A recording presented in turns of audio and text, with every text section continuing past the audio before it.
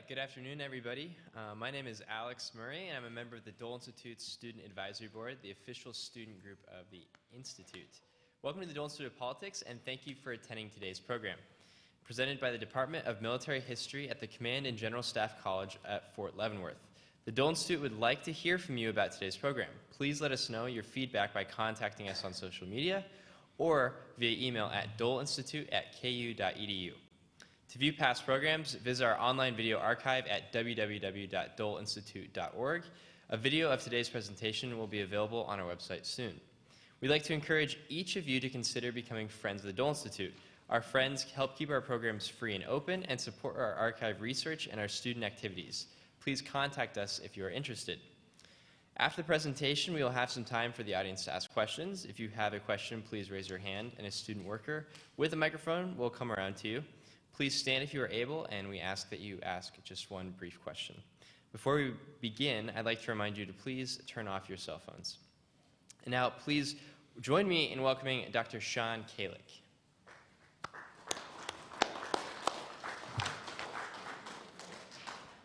I have the easy job today. I get to introduce Lou. So, Dr. Louis DiMarco is a retired lieutenant colonel in the United States Army after retired in 2005 after more than 24 years of active service as an armored cavalry officer. His military assignments include cavalry troop command, instructor at the U.S. Army Armor School, and staff assignments at all levels from division through joint headquarters.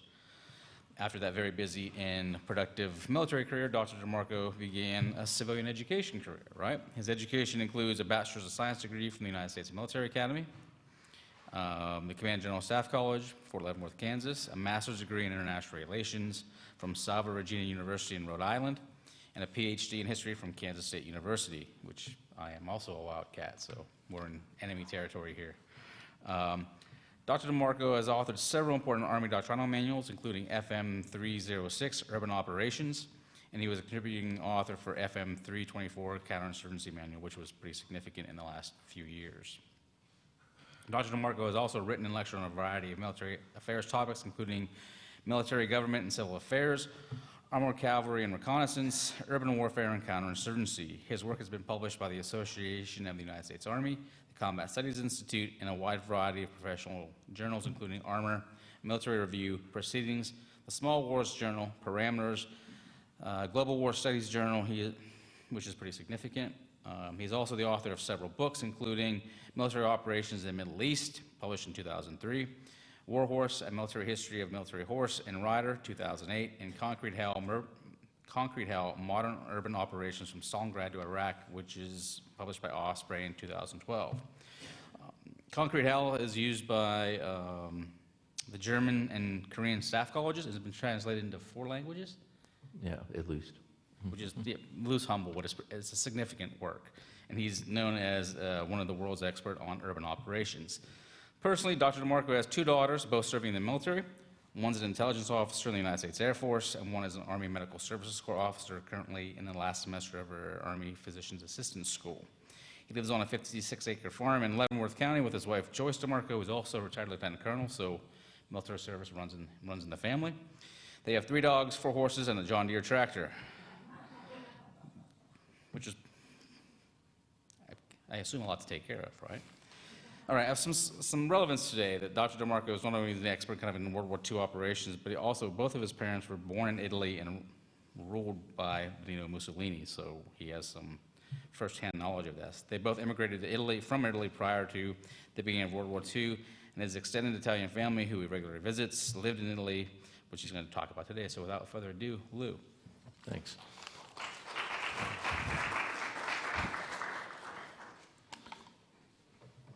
Okay, good afternoon, and I'd like to thank the Dole Center for inviting me here to talk about this subject.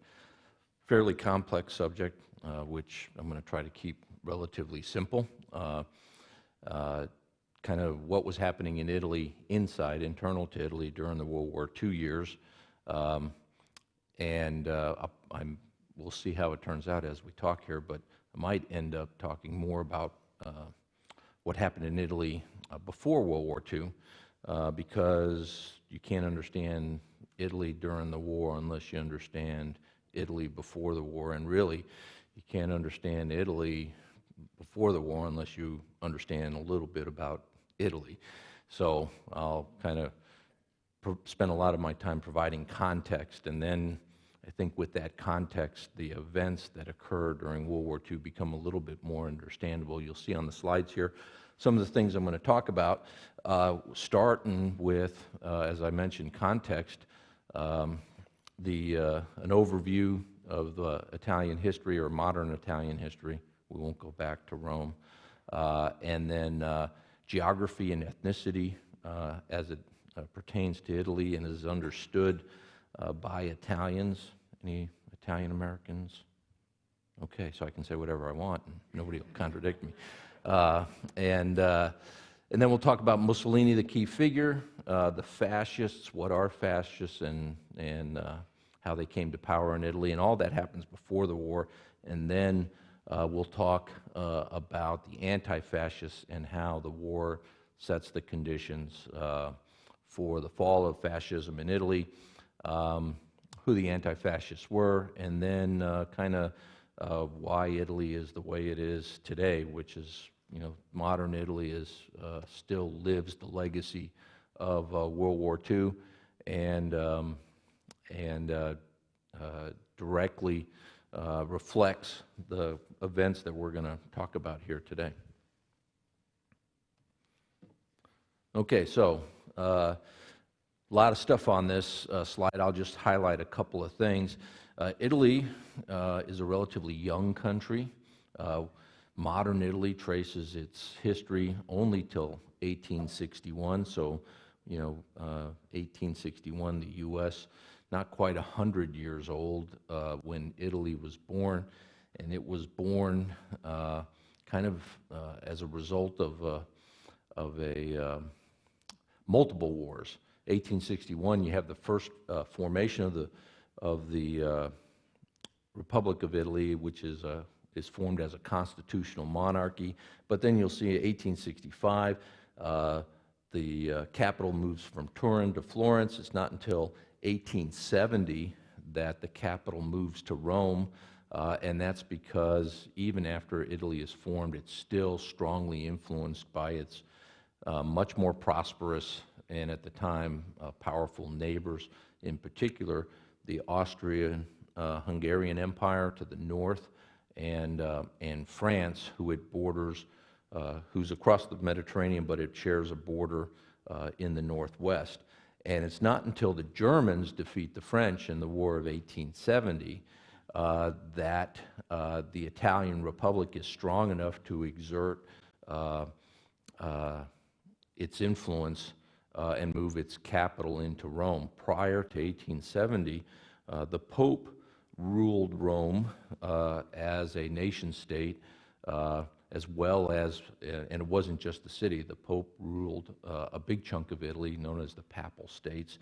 And although the Pope didn't have an army, he was backed up by the French. And so Italy, the young Italian Republic, wasn't powerful enough to move the Pope out of Rome. And it wasn't until the Germans beat the French in the Franco-Prussian War of 1870, France's prestige and power is reduced, and the Italian government feels strong enough to first occupy Rome and then move its capital down into the city. And what's interesting about this, and it is an important part of subsequent history, is that the assumption, because Italy is a 90% Catholic country, and it is kind of this, the Vatican and Rome are the seat of the Roman Catholic Universal Church, and that's where the Pope is, that there's this tight relationship between Italy as a country and the Pope and the Vatican, and Italians as a people and the Pope and the Vatican. But historically, at least in the modern era, that is not true. The young country of Italy, beginning in 1861, has a very rough relationship with the Vatican. and only is able to move its capital into Rome by force against the will of the Vatican, even though the Vatican and much of the hierarchy of the Church is dominated by Italian clergy, including the Pope. The Italian Republic and the Church aren't on good terms. In fact, it's Italian troops by force that occupy the Vatican, and for much of the first 50 years of the history of the Republic of Italy, the Pope and Catholics half-jokingly consider the Vatican and the Pope a hostage of the Italian state because they're stuck in Rome and they're stuck in the Vatican because that's where the Church had been for thousands of years, and they couldn't leave, but they didn't really want to. But they weren't happy with being there because they didn't really have freedom of movement. Basically, their all of their liberties and their associations were at the discretion of the Italian government, and so that's a sore point, and is kind of not popularly understood, and begins with the establishment of the Italian government in 1861, which is a constitutional monarchy under King Emmanuel II, who rules as the head of state and then is supported by a democratically elected parliament.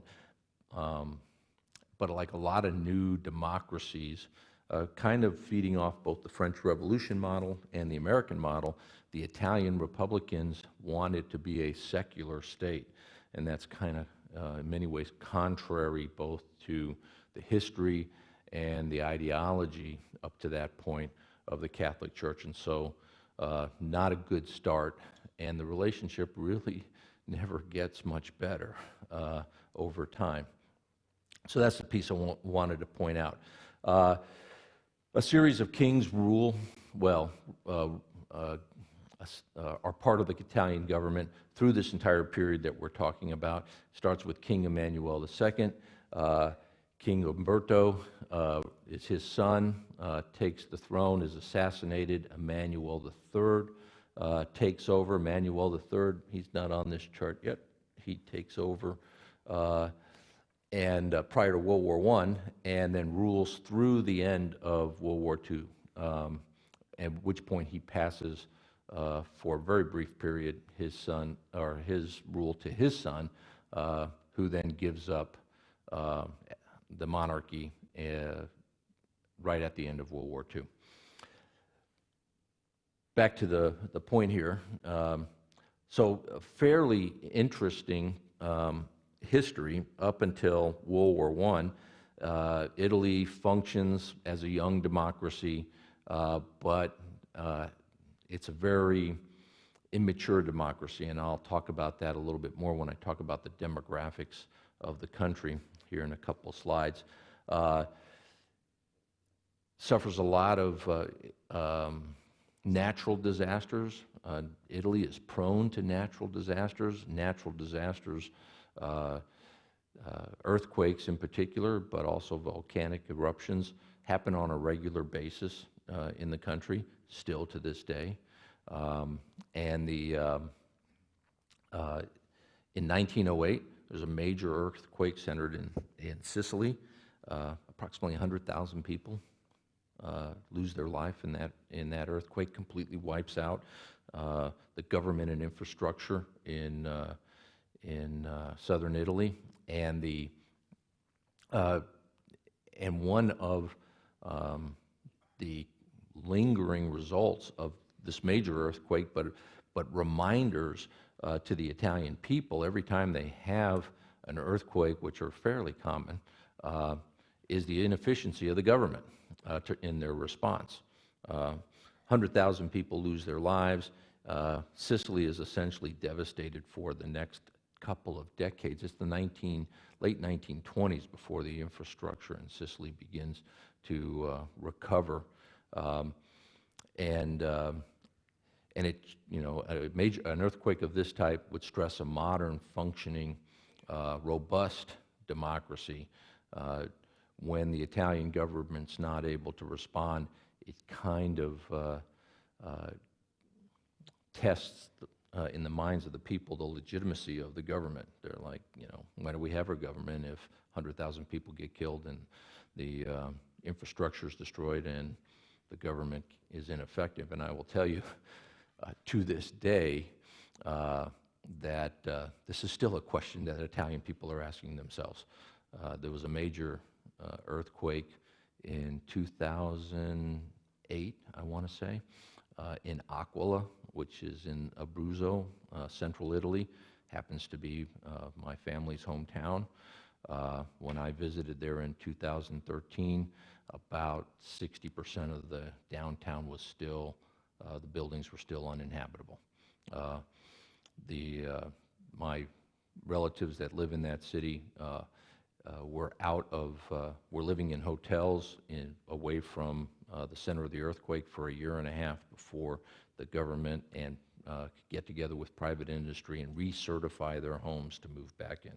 And the whole time, the entire region, over 1.5 million people were either displaced or unemployed or some other way affected by that modern earthquake, were shaking their head at, you know, the inefficiency of the Italian government. So, and to a certain extent, it is inefficiency. That inefficiency, though, has its roots in many things. I'll talk about those in a minute. But the point is, it puts a stress on democratic institutions. And when the country is only about 35 years old, 40 years old in 1908, and they have this major earthquake, the government's inability to respond plants a seed of, you know, how effective is a democracy if you can have a natural disaster like this and the government can't help you out. And so, and earthquakes happen in Italy all over the peninsula on a fairly regular basis. And so through Italian history, that's kind of a test of legitimate government, is can you help the people out in times of crisis? And it's tough to do anywhere. And it's particularly tough in Italy because of the frequency of natural disasters. I'll move on here, though.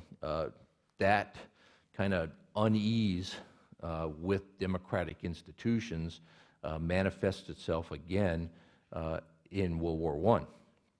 World War I, Italy doesn't immediately join up with the war. It's not until the spring of 1915, almost 9 months or so into the war, that the Italian government then makes a decision to go to war. It's not an enthusiastic decision. The people in general, if you were to do a survey, would have mixed feelings. There was not really a hard majority for going to war. The socialist liberals, democratic liberals, or correction, democratic socialists who run the country were ideologically opposed to war and didn't want to go to war. They were getting a lot of pressure from the Allies, the British and the French in particular, to join up, open another front against the Austrians and the Germans. In some quarters, though, there was a strong movement to war, and so the government splits. The prime minister is against going to war, but a strong part of his party is for war, and with external and internal pressures, ultimately the Italians reluctantly go to war in 1915, and that is another kind of weight against the legitimacy and the popularity of what is still a relatively new democratic government. People are being sent to the front. The Italian front is essentially in northern Italy at the foot of the Alps. They're mostly fighting against the Austrians, backed up by some very good German divisions. Erwin Rommel, as a young captain, earns his reputation in the German army fighting against the Italians. The Italians suffer significant losses in the war, and the Italian economy is significantly changed by the war. On the positive side, the war drags the Italian economy into the 20th century, whether it wants to or not. The Italian government needs weapons, arms, new technologies, airplanes, tanks, trucks, cars, and so Italian industry is forced to respond. The government spends a lot of money. For example, the Italian industry before World War I had built somewhere on the order of less than 250 airplanes ever. And then by 1918, they're building 2,000 airplanes a year. And so Italian industry modernizes dramatically, and that's all on the positive side. On the negative side, though, the government goes into a huge amount of debt to fund the war. And what they realize is they really don't have the resources, so they import many of the resources that they need to execute the war. Fortunately, Britain and France, and then later the United States, are in a position to provide those resources. Of course, they got to pay for it, and so they're in debt. So when they come out of the war, they've got a modern kind of infrastructure, but they're phenomenally in debt, and they're faced with severe inflation. And then as the government orders end unemployment. And so it's the war experience itself, an unpopular war, and then kind of the economic downturn that results at the end of the war is another check against the Italian government, which then leads to the major events that occur right after the war, which is the rise of the Fascist Party under Mussolini, setting the conditions for ultimately Italy to go to war in World War II. Okay, so you have natural disasters which stress the government. You have an unpopular war that stresses the government, and then you have kind of a huge economic downturn after the war that stresses the government, and then you just have Italy itself. These two maps show you two things. The one on the left shows you the major provinces of Italy. It's like the 50 states, except much more diverse than the 50 states. If you think in the United States, we have diversity east to west, California to New York, and north to south, Maine to Texas. Nothing compared to Italy. Probably nothing compared to how diverse Italy is today. And 100 years ago, at the end of World War I, much more provincial in Italy than it is today. And today it's still pretty regionally provincial.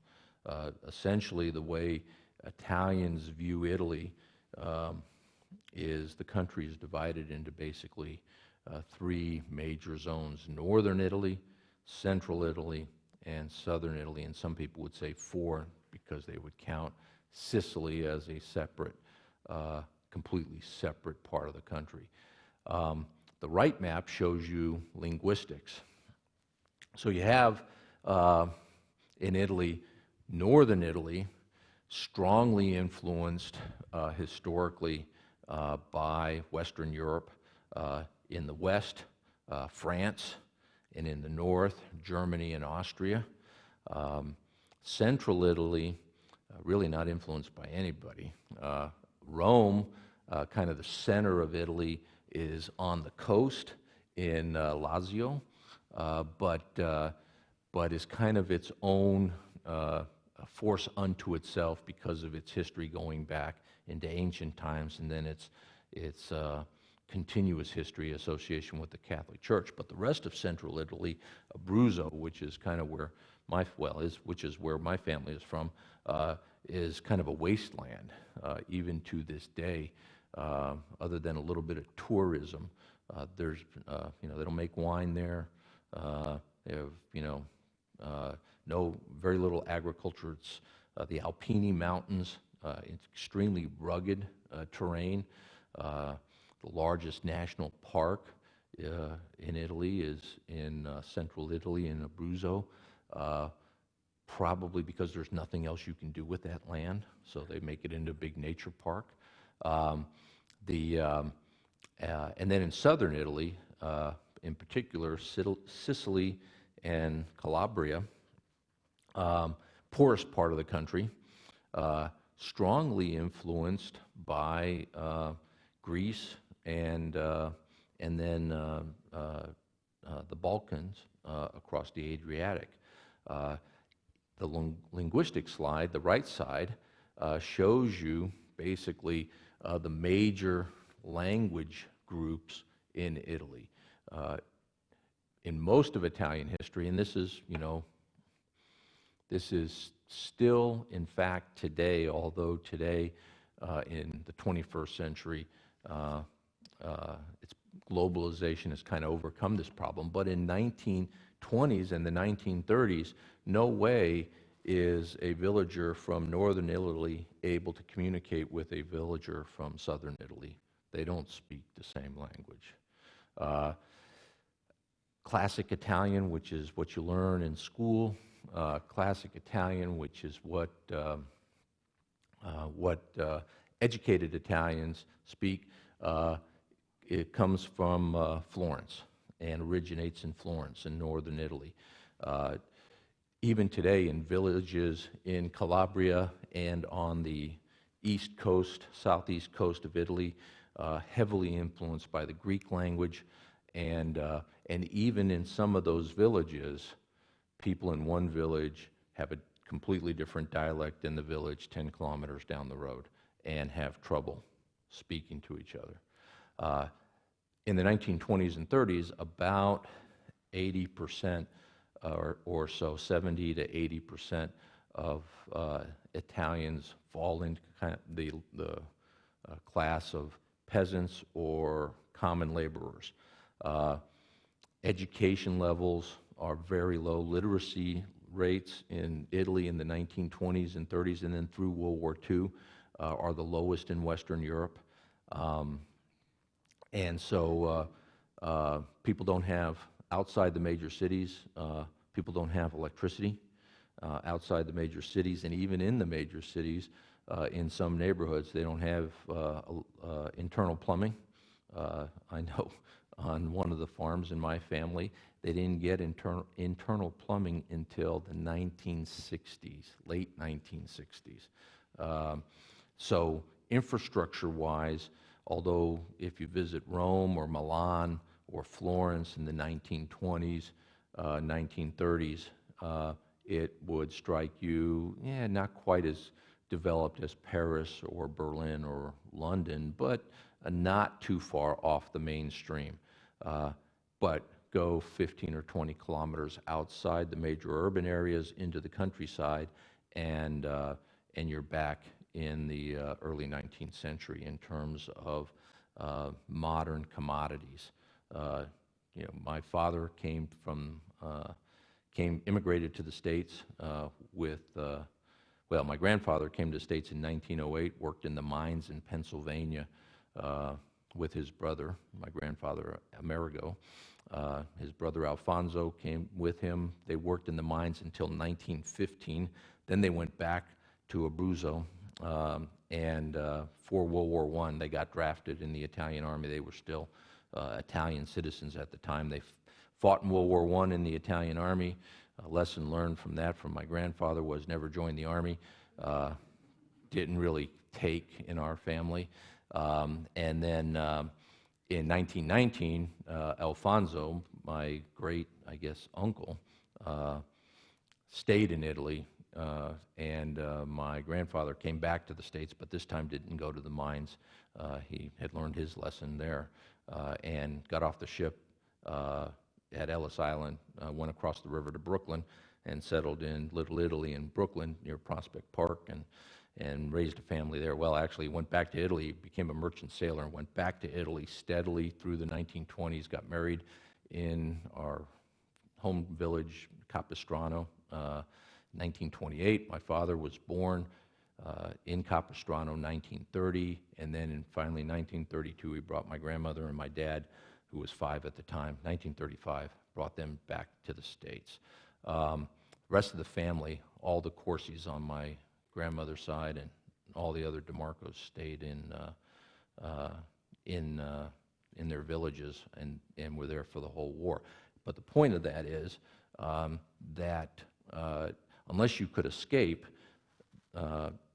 it was the majority of Italians, unskilled, fairly undereducated, and their interests and knowledge of the world, other than it's kind of interesting, they might know what's going on in Brooklyn because they got a relative there, but they don't know what's going on in Rome. And so not very worldly. Who are worldly are the urban population, and in particular the urban elite, the new industrial class, the small middle class, the clergy, the army officers, but they're all centered in the cities. And they all speak classic Italian, but the vast majority of the people are separated from their neighbors by culture and language. The French strongly influence northwest Italy. The Austrians and Germans influence northern Italy. I mentioned, or I think Sean did, my mother was born in Italy in 1924. She was born in Tyrol in northern Italy, went to Italian schools, was educated in as much as women were educated. In those years in the 1920s and 30s, unless you were an upper class woman whose family could afford private education, public education system for girls in Italy was to grade 5, and then you were expected to go find a job. So my mom started working at age 11 as a assistant maid. But the point there is that she spoke German at home and only spoke Italian when they had to do business with the government and in school. And her whole family, 6 brothers and an older sister, all were bilingual, but German was their primary language. In the entire province that she lived in, Tyrol in northern Italy, were ethnic Germans. And to this day in northern Italy, in northwestern Italy, northeastern Italy, German is spoken as the primary language by more than half of the population, although they're all perfectly bilingual. And so, you have these huge divisions among the majority of the population, and then just this kind of facade of educated elite that are tying this young democracy together.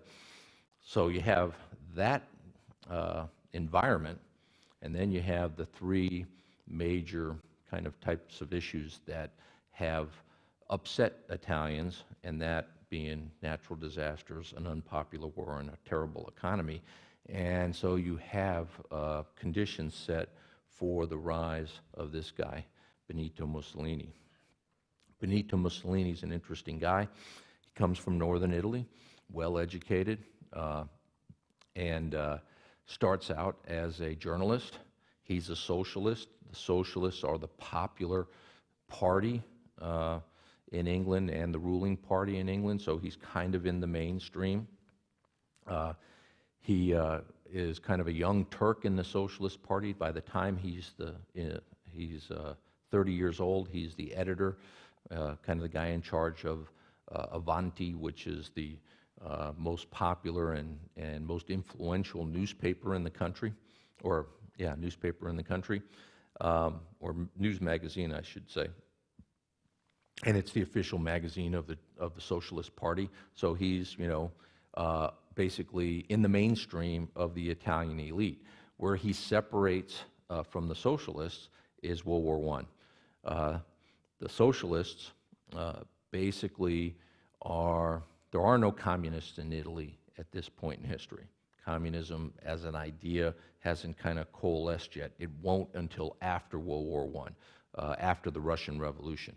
So at this point, Karl Marx is a socialist. And all the socialists kind of look to Karl Marx as a guide, and he doesn't have a lot of the negative connotations that are associated with Marxism today because of Marx's association with communism. Communism doesn't exist, so Marx is a pretty admired figure in Europe, late 19th century, early 20th century, and the Italian socialists are essentially a Marxist party in a democracy, and nobody sees a problem with that. But Marx is about kind of a global socialism where workers from a variety of countries are united in a struggle to create kind of a Marxist utopia. And nationalism and country borders are not as important as the needs of workers and not as important as the ideology. And this is where Mussolini parts from the mainstream of Italian socialists who do believe in kind of the global Marxist movement, which is why they don't want to get into World War I. Their view is, hey, yeah, we're Italians and yeah, we're Italy, but ideologically we're socialists and we shouldn't be fighting against other countries where the majority of the people are workers just like us. So fellow socialists, what we should be doing is kind of arbitrating and working together towards some global common social polity. And so the politicians running Italy don't want to get in the war, but young Mussolini, although he's an ardent socialist, is very much an Italian nationalist. And the Austrians in particular are the great traditional enemy of the Italians. And so Mussolini breaks from the party and begins, becomes a de facto leader of the nationalist wing of the Socialist Party. Eventually, he's thrown out of the party for writing editorials advocating the war, which is counter to kind of the party's platform. So he serves briefly in World War I, so kind of gets the stamp of, yeah, you were in the army and you were part of the effort. He's actually wounded in the war, but he's wounded in an accident, kind of a friendly fire thing. And doesn't see a lot of combat, but that's okay. He was there and he was in uniform. After the war, he gathers like-minded veterans who are nationalists, but kind of believe in the worker ideal that the socialists believe in, kind of state control, but for Italy first, not the global socialist movement. And of course, they are also opposing. Being involved with the Student Advisory Board, you get a lot of opportunities presented to you. Sorry. I thought somebody was talking to me. To like, participate shut up in and events finish. as well as meet. Anyway, so Mussolini brings these guys together. They're not happy with the powers that be. Big economic downturn. The government's unpopular. And because of the linguistic and geographic isolation, the Italian parliament has like 500 members, more than 500 members. They have really one-party rule because the only party that can get anything close to a majority are the socialists. But the socialists rule with a very small number of seats. And nobody can get a lot of seats. Literally, if you can have 10% of the seats in Parliament, 50 seats, you're basically the ruling party because the country is fragmented culturally, country's fragmented socially, the country's fragmented linguistically, and the socialists have been the only ones who can put a piece of it together. Mussolini, in 1922, his fascist party, which this starts out as this group of socialist veterans, they put together 35 seats out of over 500. That's enough to get him the position of prime minister, and then from there he builds on that, consolidating power in the fascist party over the 1920s, so that by the time he gets into the 1930s, it's a one-party fascist dictatorship. And I'll talk a little bit more about fascism in a minute. But Mussolini is the face of that government, and he's the face of fascism. And he also is the face of a united Italy. But a united Italy is really kind of a house of straw.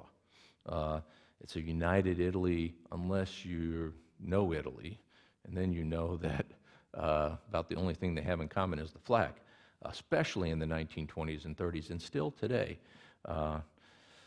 Since 1945 and the creation, 1946, of the Republic of Italy, the modern Italy, that's been 70 or so years. The Italians, I think, have had over 80 governments since then. Still a very fragmented country, although today, with increasing emphasis, especially in the 21st century, communications, modern infrastructure, modern education is tying the country much closer together. But it's a long, long way from, other countries in Western Europe, and certainly where they're at today bears no resemblance to where they were in 1920s and 30s. And so this fragmentation is kind of the condition that allows fascism to start. And the Italians and Mussolini invent fascism. Okay, that term is an Italian term. Fasces in Italian, fascio, means bundle of rods, and kind of Mussolini's both his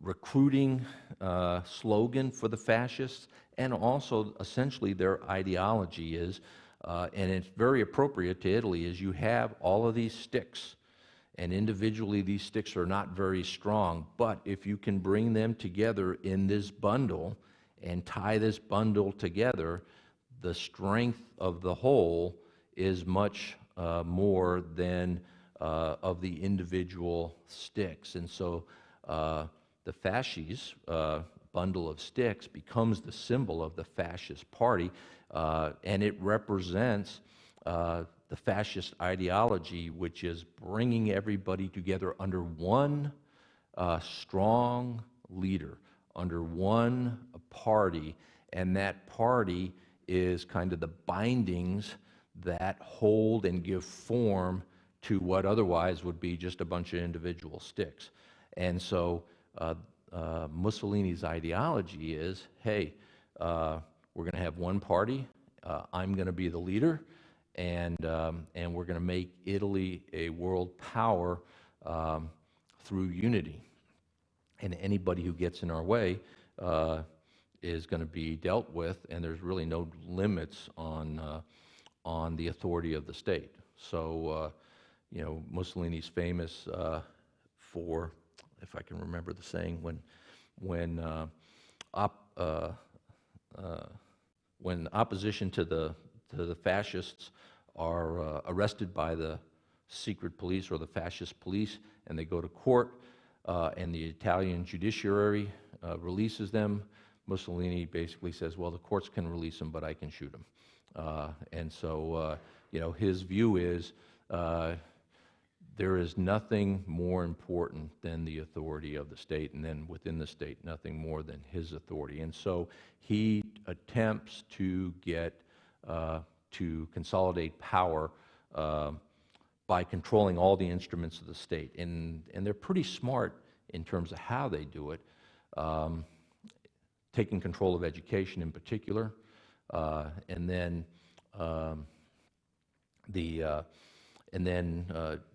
taking control of the police.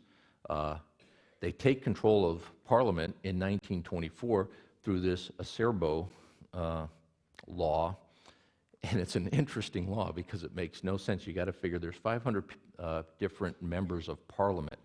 The rule says any one party that gets more than 25% of the popular vote or the seats in Parliament. So that would be like you got to get roughly 125 seats or so. That party then gets 2/3 of the seats in Parliament.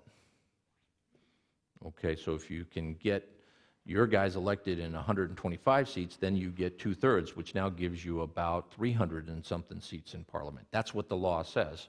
So you would think when this law is passed, the fascists only have 35 seats in Parliament.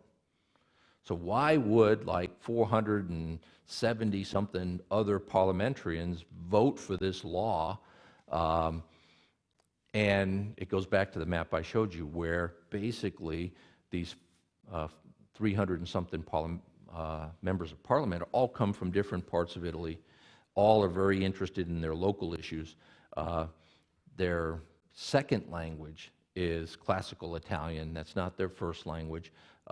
And culturally and socially, they don't not only connect with each other, they don't really respect each other.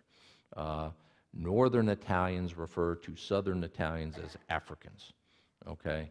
To this day, into the 21st century, there are places in northern Italy that will not rent homes to Southern Italians. And they can tell you're Southern Italian by your accent and by your name. Because although DiMarco is just an Italian-American name to everybody in this room, in Italy, an Italian will be able to place that name regionally and know where you're from, and then will make all kinds of assumptions about your education and your background. And so, you know, I have friends who, I have a cousin who's an engineer, and he works in Bologna in northern Italy, takes the train up there, because one of the reasons he takes the train up there is because he can't get an apartment for his family to live up there. And although there's a lot of reasons for that, one of the subtle, you know, maybe is influential enough is because of where he is from and the attitudes of northern Italians. And the further north you go, the stronger that prejudice is. But it's a pretty strong prejudice. In the time of the 1920s and 30s under Mussolini, one of the penalties, if you were especially a political opponent of Mussolini, he didn't throw you in jail. What he did was they called it internal deportation, because and what they did was they sent you to southern Italy to live in a village. And then they took away your travel permit, so you couldn't leave that village. And so the punishment and isolating you from society was to send you, you know, to a place in the country, and that place was either Sicily or Calabria. The poorest, least educated, and also, by the way, where most Italian Americans come from. Sicily, Calabria, and Napoli. About 70% of Italian American immigrants are from south of Rome, and particularly the southwestern part of Italy. Anyway, so these guys are interested in Parliament, are interested in kind of their little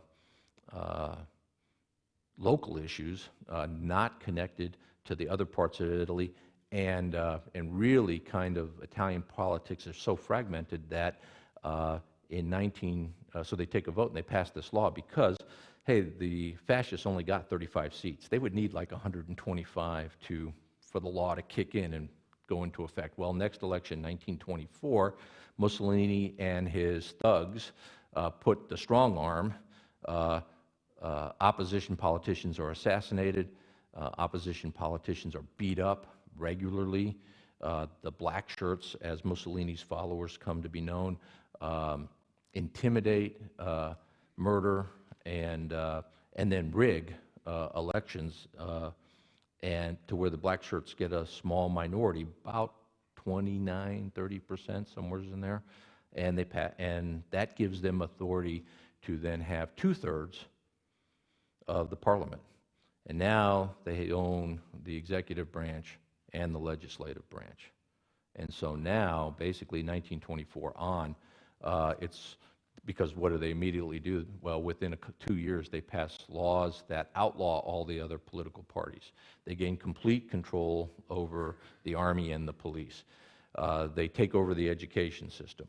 You can't be a teacher in Italy after 1926 unless you're a member of the Fascist Party. You can't work for the railroads unless you're a member of the Fascist Party. You can be an officer in the army, but you're not going to get promoted if you're not a member of the Fascist Party. And so they take over the infrastructure. Between Mussolini's personality, and he's an incredibly charismatic guy, very well educated, very well spoken, an incredible writer. He starts his life as a journalist, understands at the time modern media. His speeches are the first speeches in Italy that are broadcast on radio in the 1920s. So you got this charismatic, pretty smart, ruthless leader, and now after 1924, you have the government, the parliament under his control, and he has an ideology as warped as it is. And then you have the state of Israel, the environment in Israel, where the people are basically disconnected and fragmented. And the only people that possibly could stand in his way are these guys, the Royal Italian Army, except if you look at their track record, they're pretty much incompetent. Their performance in World War I is terrible, borders on criminal incompetence. They have no, the officers are elite Northern Italians. The troops are peasants, mostly Southern Italians, and so there's no coherence. There's no cohesion in the Army as a whole. The officer corps is kind of cohesive, except they're very incompetent, and so they are. And then after 1924, they pass a law that says basically you want to be an officer in the Italian Army, you need to be a fascist. So they're co-opted, and of course, controlling the way the Italian government is structured. The king is basically ceremonial head of the country, sort of like the Queen in England, much less in charge than the Kaiser in Germany at the same time. And so the king is the head of the armed forces, but really the guy who gives orders to the army is the prime minister, and the prime minister is Benito Mussolini. And so he makes sure that the most loyal, by 1926, the generals in charge of the Italian army are all either loyal fascists, because the fascist ideology kind of dovetails with the conservative ideology of many of the elite in Italy, or they're just interested in promotions, and they're going to be loyal to whoever's in charge, and now the fascists are in charge. So the army's not a player. The other big player in Italian society are these guys, the church. What's interesting about the church in Italy is it has many different faces. And it starts with the Pope. It's not a widely understood facet of the Catholic organization that the Pope is the leader of the Universal Catholic Church, so he leads Catholics all over the world. But the Pope is also the Bishop of Rome, in which he is the bishop of the Archdiocese of Rome, an Italian archdiocese, the Archdiocese of the Catholic, and he is the senior bishop of the Italian bishops. Even if he's not Italian, as he isn't today, he is still the senior bishop in Italy and is the bishop of the Archdiocese of Rome. And so, on the one hand, as the leader of the Universal Catholic Church, the Pope, he has responsibilities that are global.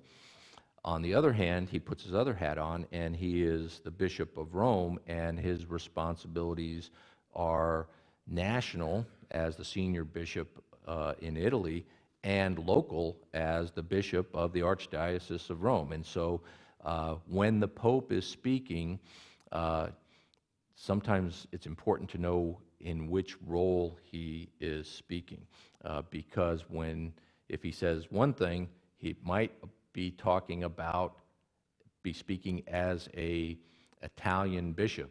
When he says something else, he may be speaking to the larger church, and sometimes the Pope isn't really clear which role he is in when he talks, and he leaves that up to other people to decide.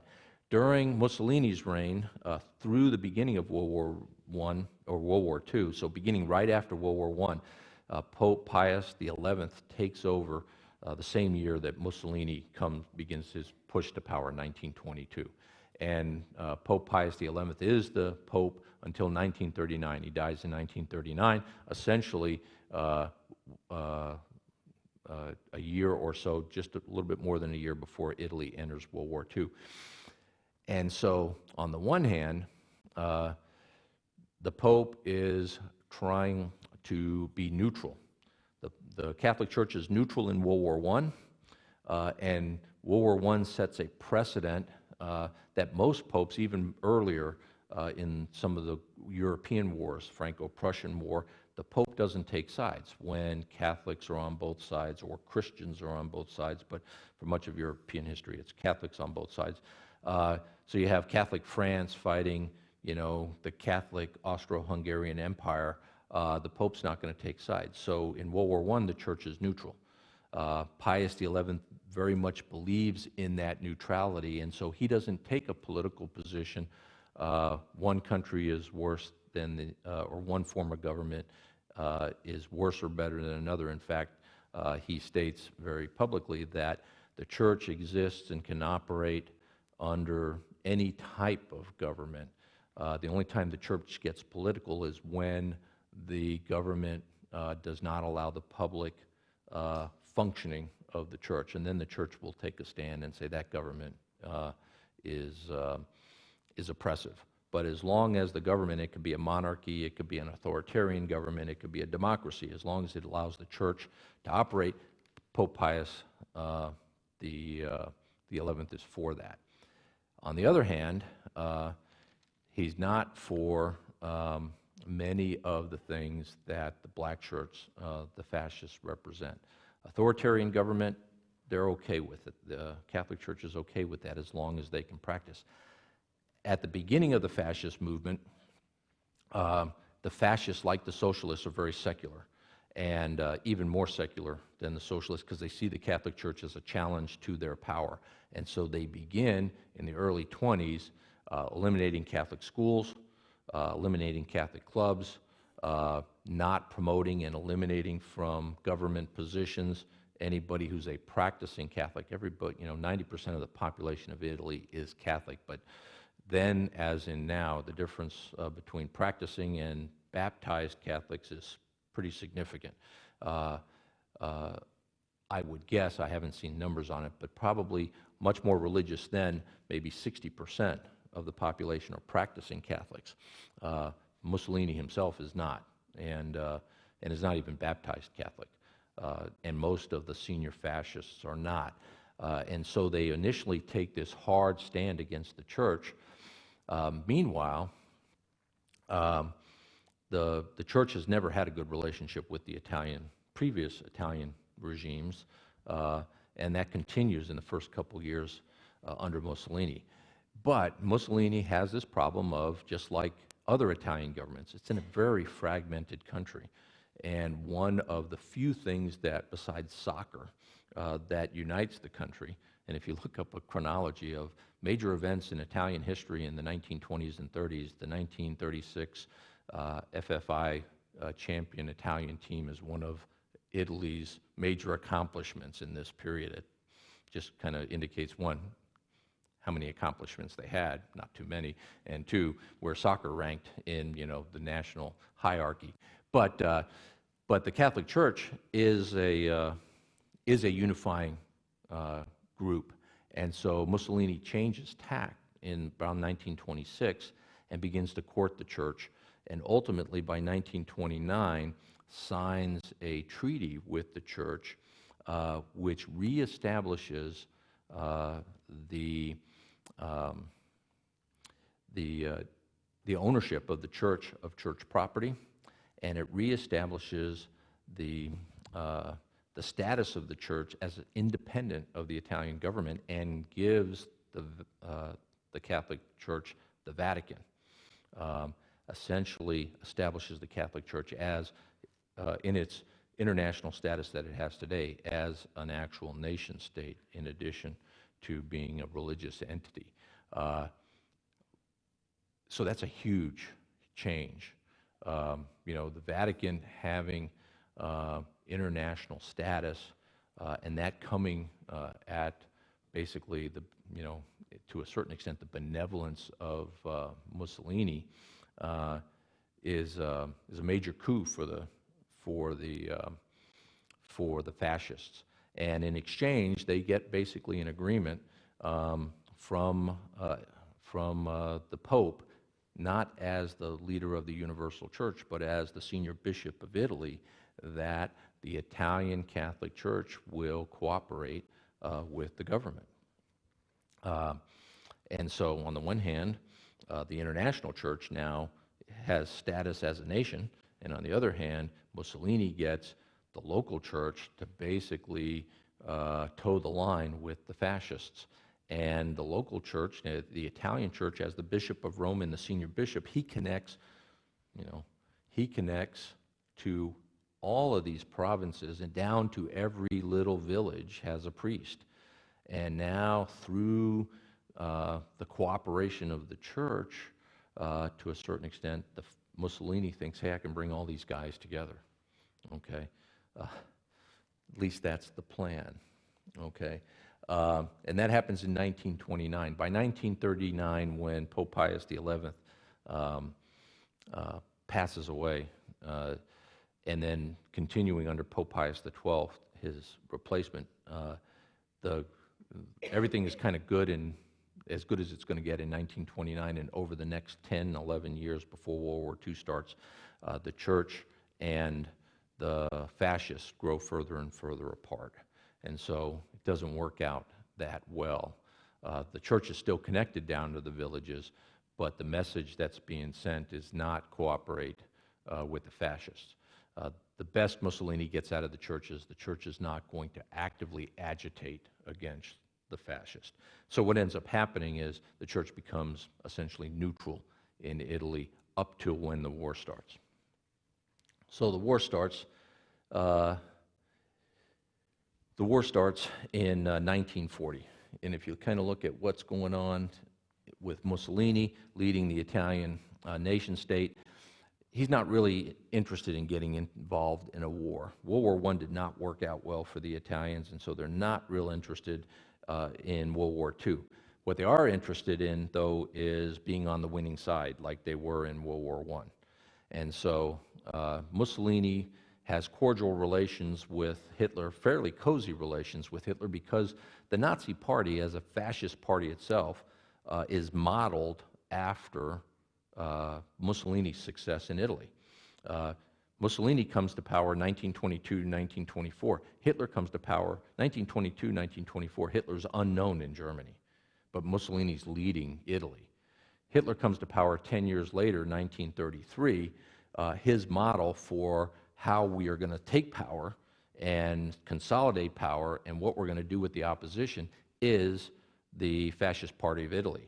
So their relationship begins 1934, and at the beginning of that relationship, really until about 1938, Germany is the junior member of the relationship, because the guys who know how to run a dictatorship are the Italians, at least up till about 1938.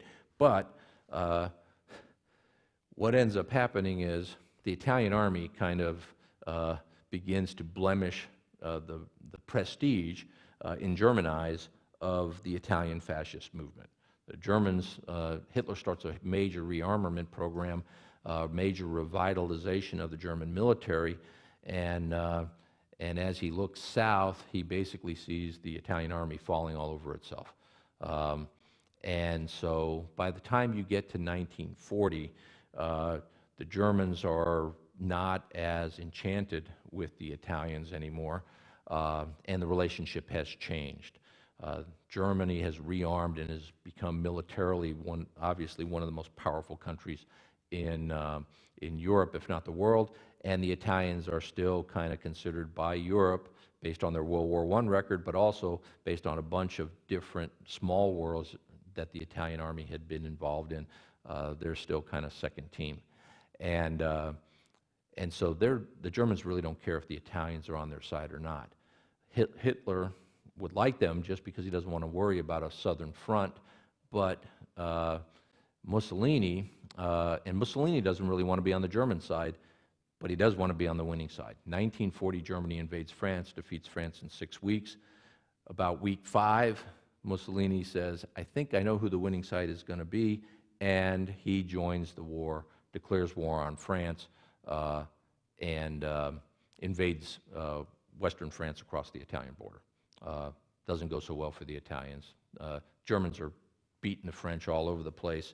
The Italians attack, and the French basically stiff arm them and hold them off. And Mussolini's idea is, hey, we want to be at the peace table, so if a few thousand Italian soldiers have to be killed in a fruitless, ineffective attack, but we're on the winning side, it's worth it. So they come in on the side of the Germans, but an inauspicious start. And then you can kind of see the series of battles and campaigns that the Italians enter into in World War II. None of them are successful. Okay, they go down to North Africa. Italy controls Libya. They decide, we've got 5 times the number of troops as the British. The British just got beat by the Germans. We're going to attack from Libya into Egypt, and there's no way we can lose 5-1, and they get their butts kicked bad.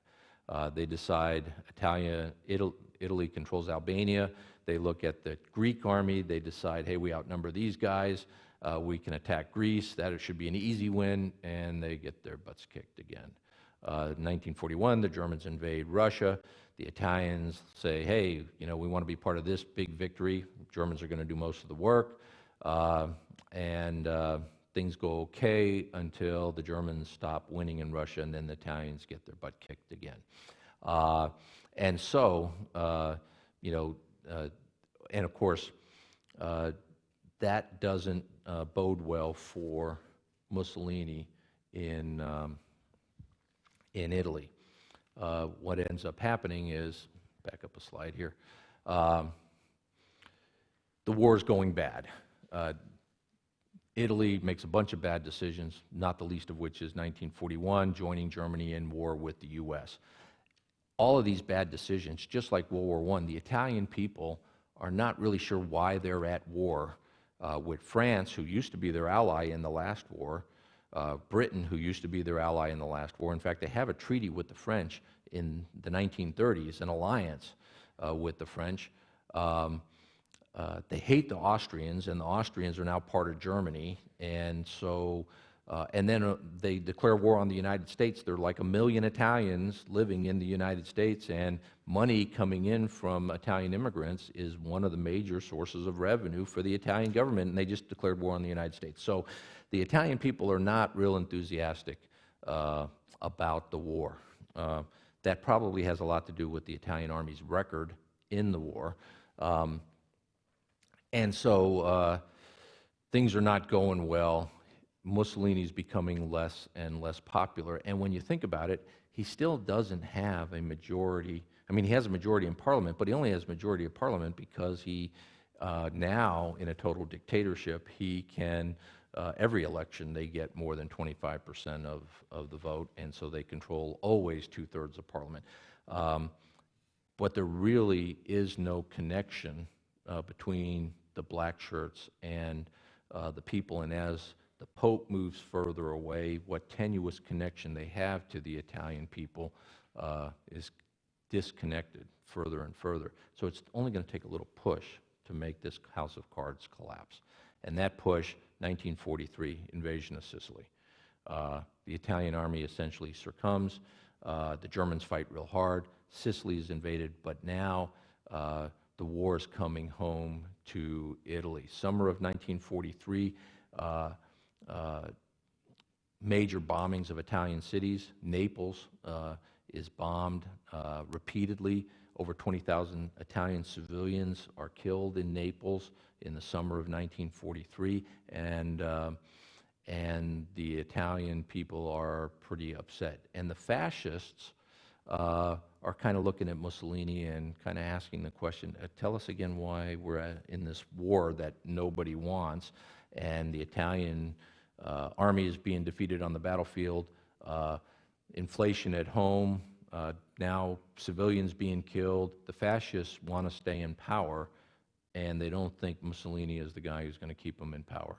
And so in the summer of 1943, the fascist ruling council, which everybody on that council is handpicked by Mussolini, including his son-in-law, votes to remove Mussolini as prime minister of Italy. And they're going to put General Bellagio in charge, and the king, and they arrest Mussolini, and then everybody kind of looks at each other and go, well, what do we do now? And the new prime minister, was the chief of the Italian army, says, well, I guess the war continues to go on, which instantly makes the new government incredibly unpopular. So that's probably not a good course of action. So then they go to the king, and the king says, have you talked to the allies? So they begin negotiations with the allies, but the Italians really don't know what they want.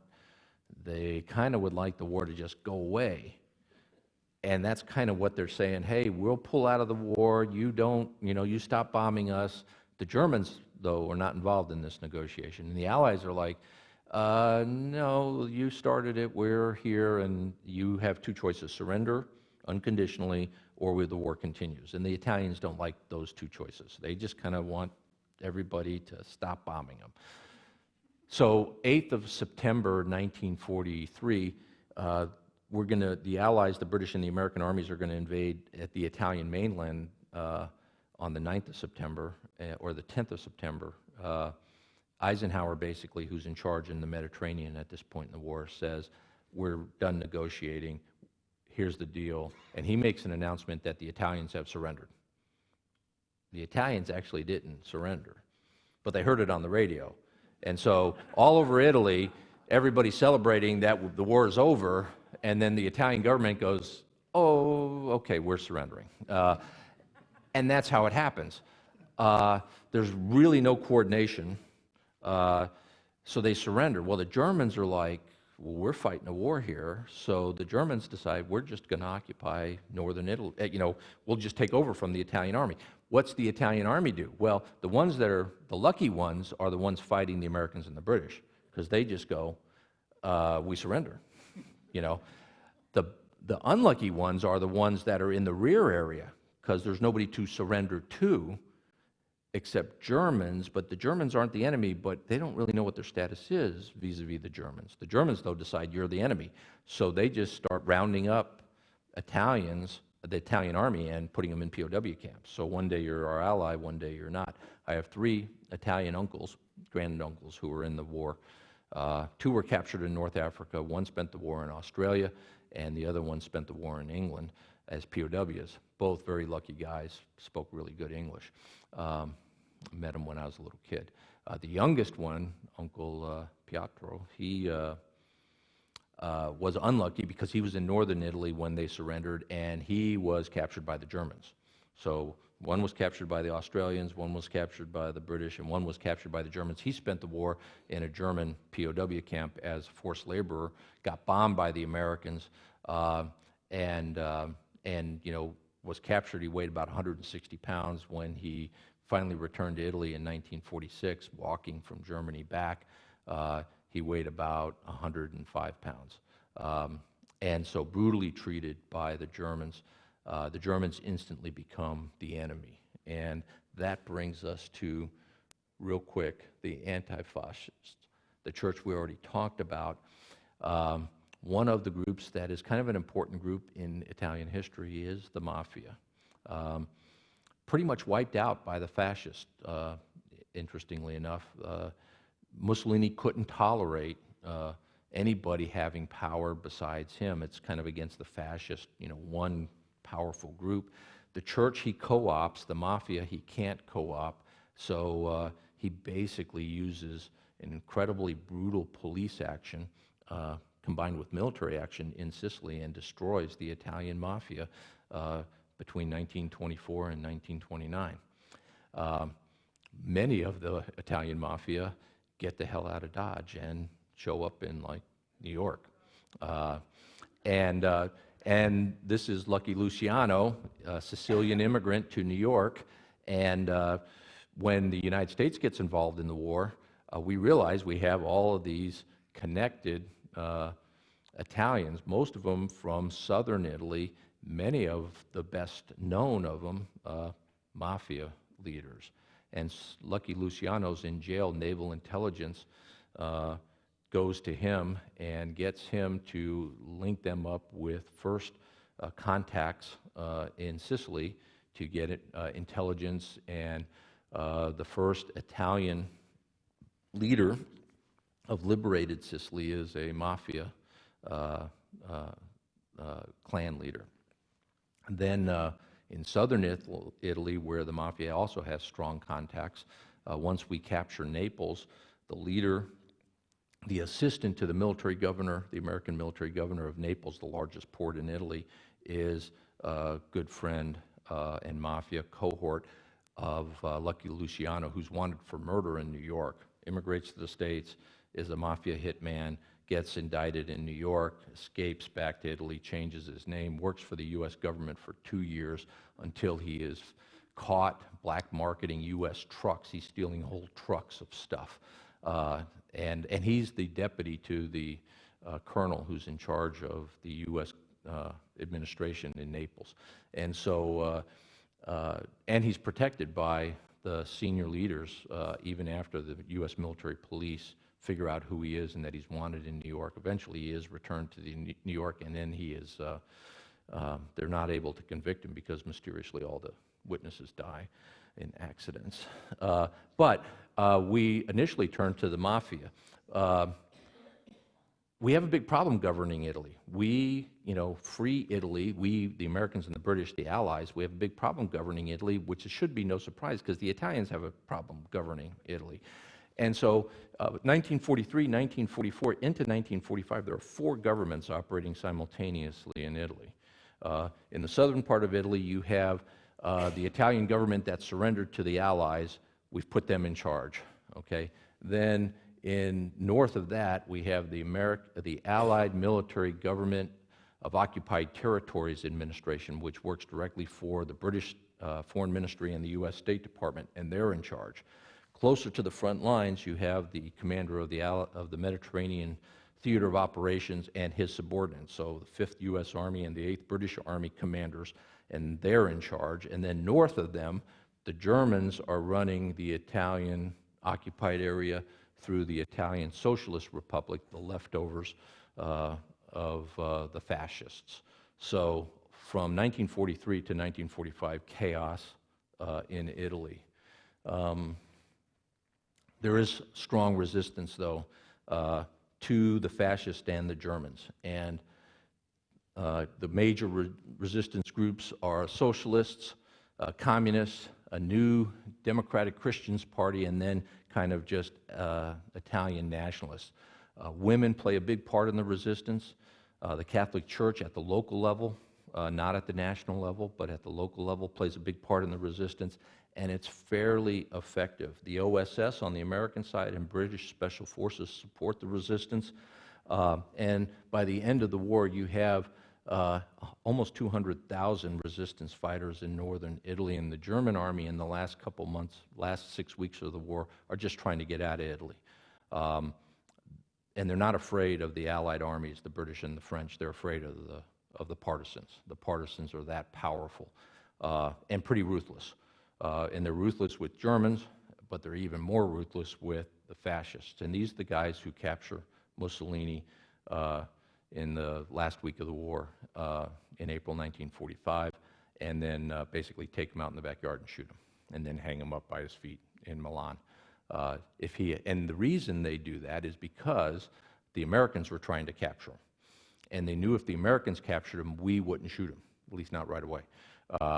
And so they were dead set, the Italian partisans, that they were going to execute Mussolini and his followers who were under German guard, and they finally stopped the convoy that's trying to get into Germany proper, German troops, and Mussolini's hiding in the convoy, and the partisans basically ambush them and set up a roadblock, and they say, okay, we're going to let you guys through, but any fascists that you have, we're going to take.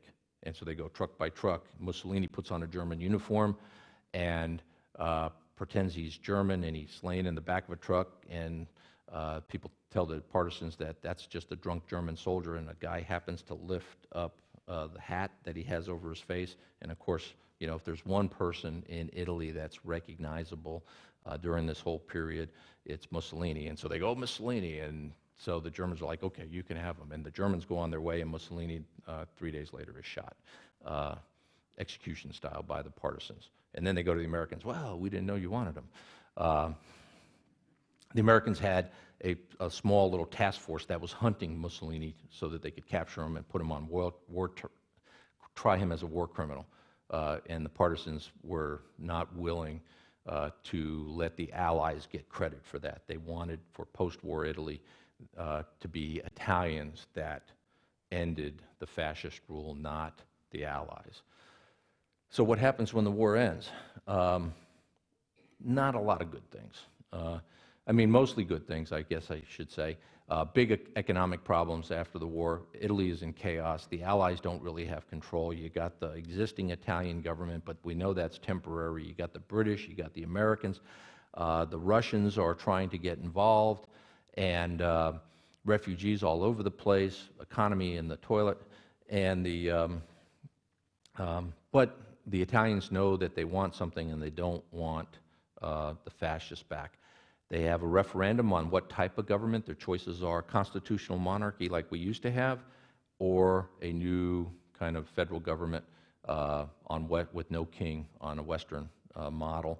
The Republicans win that vote by not a big margin, 60 to 40, and then they begin to vote for a constitutional assembly to write a new Italian constitution. The new Christian Democrats get 35% of the vote, Socialists 21, Communists, who are now an important part of the Italian political landscape. Among the vast majority, over half of the partisans are communist-inspired. The only political party that survives under the fascists is the Communist Party, because they're more organized than anybody else. They're underground, but they're still in existence. And so when resistance movement starts, they have an infrastructure. It's the same way in France. The French resistance is predominantly communist. And so they get a say in the post-Italian world. Women, who make up a huge chunk of the opposition for the first time after World War II, are given the vote in Italy. And so Italy becomes the modern republic that it is today. But it still has kind of the problems associated with this map.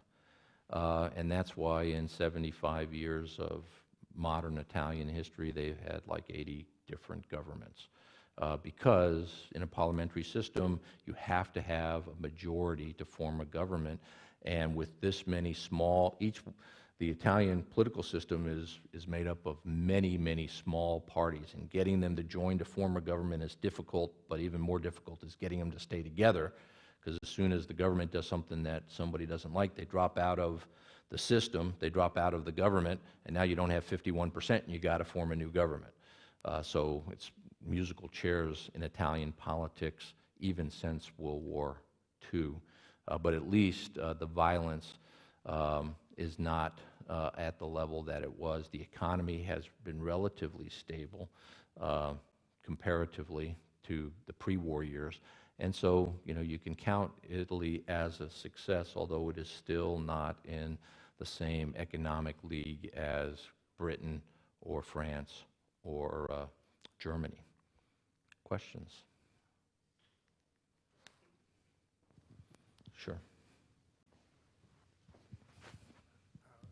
Regarding that, I think it was the Acerbo Law, when the Right. black shirts came in and beat up people. And you said the people who got over 25% would get 2/3. Did the people that got beat up, did they just join them rather than be beat up? Or No, the mass deportations, arrests, assassinations. And so, if you were a prominent socialist leader, a prominent Christian leader, even an anti-fascist, although the church was at the highest levels, was kind of quiet, but there were many in the Catholic Church at the level of the local clergy who were anti-fascist. They were subject to beatings, intimidation, and assassination as well. And so, they carefully targeted the leaders of the opposition, and it was a class society, so the people kind of followed their leaders. So if you could take out the leaders, then the people were kind of powerless, because they, I hate to use the analogy, they were sheep, but because they were used to basically looking for guidance from above, when they didn't guide, you didn't have to intimidate everybody, you just had to intimidate the key guys. Who filled the seats? The fascists did. Yeah, they just went, okay, we get 2/3, and then they just went, okay, you guys, now you're in the parliament. And they had no regional connections. Other questions? How much support did we give the Italian government in order to keep the communists out after World War II? Well, we didn't. The CIA and... We didn't give the Italian government a lot of material support. We gave them, kind of moral support. They had, though, when you put the Christian Party and the Socialists together, they have been able, since World War II, to have Italian governments that weren't communist. Okay, but there is still, and always has been since World War II, a legal, active communist party that operates within the law. Then in the 1960s, and then with growing radicalism in the 1970s, you had communist terrorist groups, the Red Brigades, who became very active through the 80s, and they have been mostly suppressed by the Italian police. What probably works most to keep the communists from achieving a majority in Italy is probably two things. One is the traditional power of the Italian Catholic Church, which is not anywhere as powerful as has been in the past, but is staunchly anti-communist. And then it is hard to make an argument for revolution or against the government unless you have a more attractive alternative. And although Italy is not an economic powerhouse in Europe today, compared to even what it was in the 1960s, it is much, much, much better. I mean, I first started traveling in Italy in the 60s, in the days before they had, interior plumbing. And now all of my Italian relatives are all engineers, architects, university graduates. Now, employment, different subject, but the education system is relatively decent, and the opportunities are better, and the communists haven't been able to offer much better of an alternative. And so without a viable economic alternative, and with strong democratic institutions and anti-communist institutions, because the church is not necessarily for or against democracy, but they are anti-communist. The communists have been a minority party and never necessary to form a coalition in modern Italy. Other comments? We didn't extend Marshall aid plan to Italy? Everybody got a little bit of the Marshall Plan. The Italians didn't need it as much as other countries, to be honest with you. Only about 10% of the Italian industrial infrastructure was destroyed in northern Italy. Part of the reason, though, they don't need as much, they didn't have as much to lose either, as Germany did, or even the French. And so most of the aid went to, and the Marshall Plan was, and this is really not in, to keep it simple, the Marshall Plan was about Europe in general. Most of the aid ended up going to Germany, and to a lesser extent France, and they kind of targeted the aid where it would do the most good. Germany, like it or not, then and now, is the industrial powerhouse of Europe. And with Germany at 90% destroyed at the end of World War II, rebuilding that infrastructure, and this was very controversial, because rebuilding that infrastructure benefited the Germans, who were the enemy.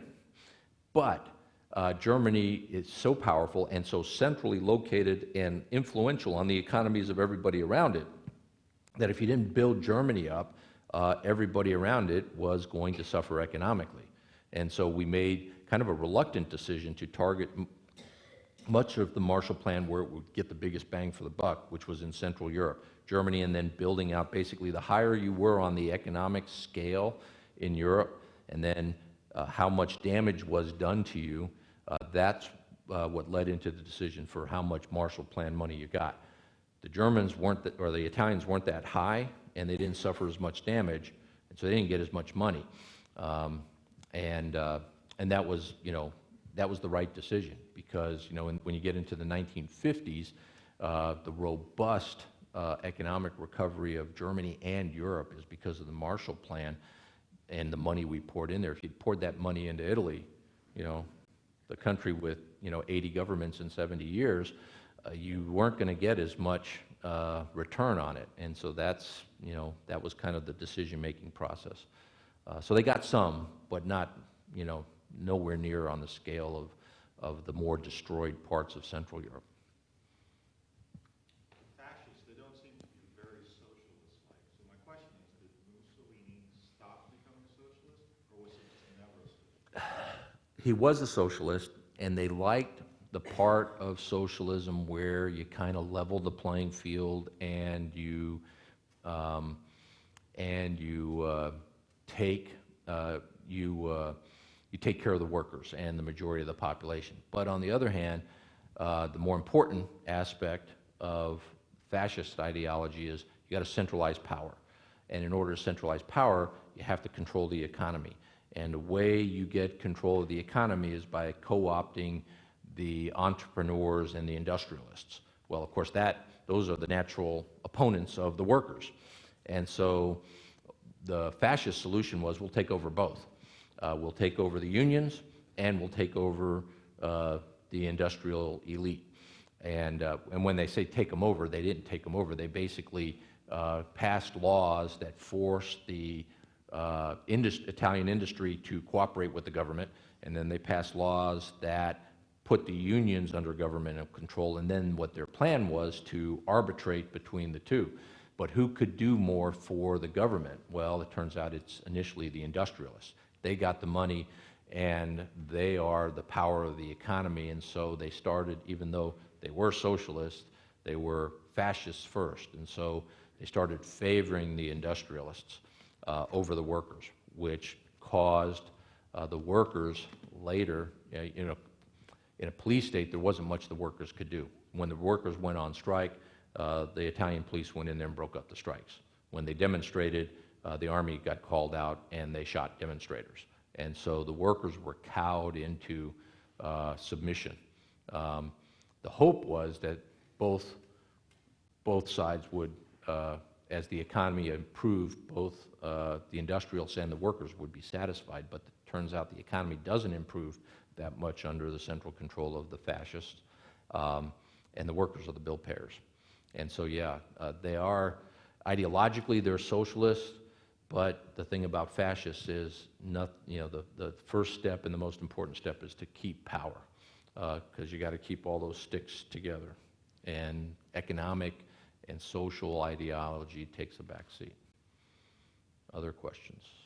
Okay. Oh, last question? I think, probably yes. Thanks for coming.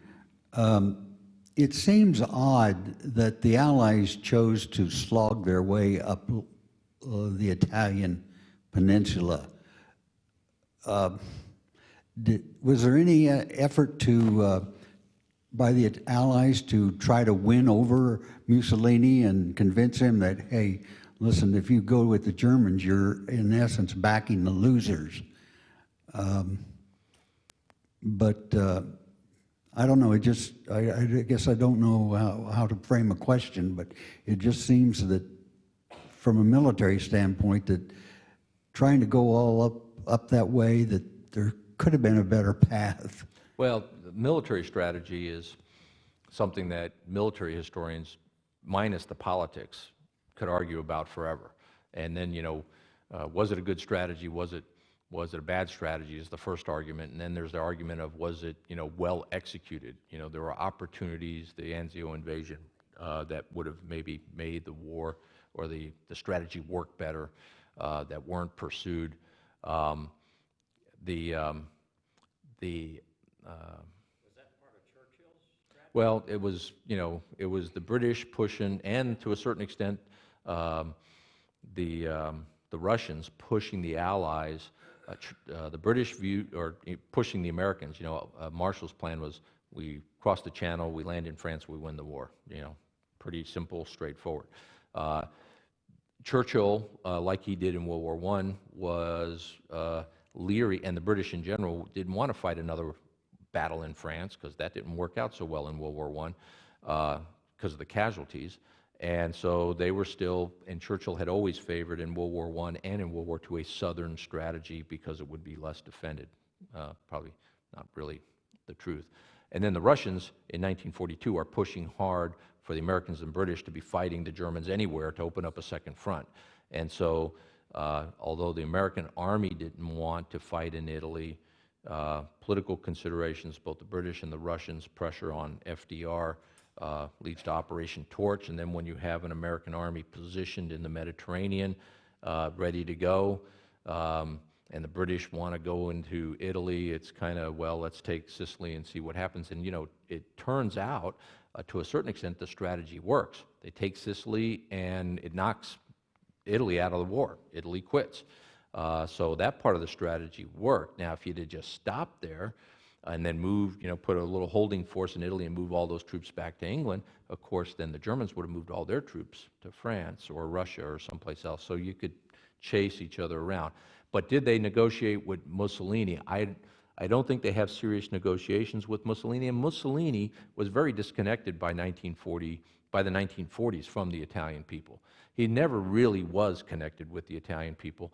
But as things go bad, Mussolini is tolerated when things are going well or things aren't terrible. But when things go bad, every Italian, no matter where he lives, no matter what dialect he speaks or where he is in the class structure, is affected. And so although he was never really super popular, he becomes very unpopular very fast once the war starts. So from 1940 to 1943. So unpopular that the fascists are like, let's get rid of him. So the Allies aren't going to not negotiate with him because he is a weak leader who has no popularity. The Allies don't even want to deal with his replacement government. And so basically, Eisenhower says, you surrendered. And then the Italians are like, oh, okay. And so, yeah, there are no, and we also, Churchill and FDR are leaning towards the unconditional surrender of the enemy, and Italy is one of the three big enemies. And so, we've already politically committed to unconditional surrender as well. So there's a lot of reasons behind that. So thank you very much for your attention. I hope you found it somewhat informative.